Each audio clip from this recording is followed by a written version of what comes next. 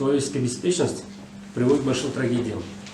В связи с установлением жаркой устойчивой погоды на территории Республики Татарстан начали возникать крупные пожары, которые приводят к большим трагедиям в лесном массиве, и также теряются строения, дома своих на территории Республики Татарстан.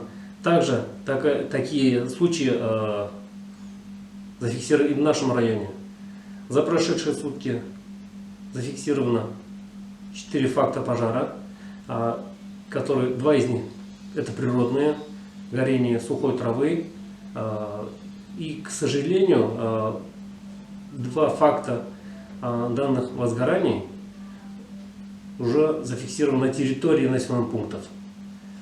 Вот мы, люди, которые проживаем в наших городах, селах, если мы видим, происходит возгорание, почему ждем дальнейшее распространение и широкое распространение данного возгорания?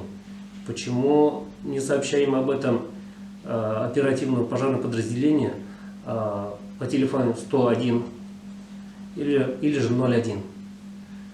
Почему ждем, пока она будет распространяться сильно или же перейдет к строениям? Только в том случае уже сообщаем пожарную охрану. Также очень много фактов происходит из-за резки металлов.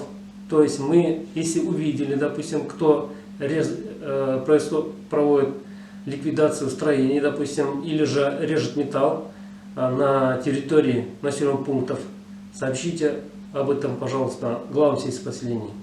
Или же по телефону 7201 пожарную часть 87-я. На что мы будем реагировать незамедлительно и будем привлекать виновных лиц к административной ответственности.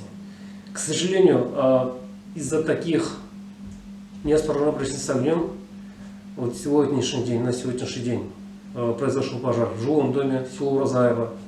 Было на большой территории, на большой площади произошло возгорание сухой травы на территории Сухаришевского сельского поселения, которое уже очень тяжело тушить, потому что везде сухо, и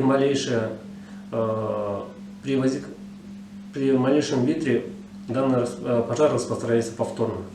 То есть тушить это уже очень трудно. Поэтому убедительная просьба. Прошу вас, в случае, если увидели вы, кто-то применяет открытый огонь, занимается огневыми работами, сообщите по телефону 7201 пожарную охрану или же 101 по номеру пожарной части. Берегите себя, свои строения и свои жилища.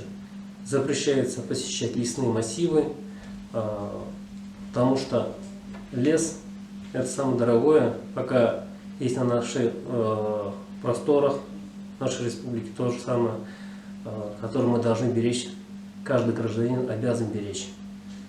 Спасибо за внимание.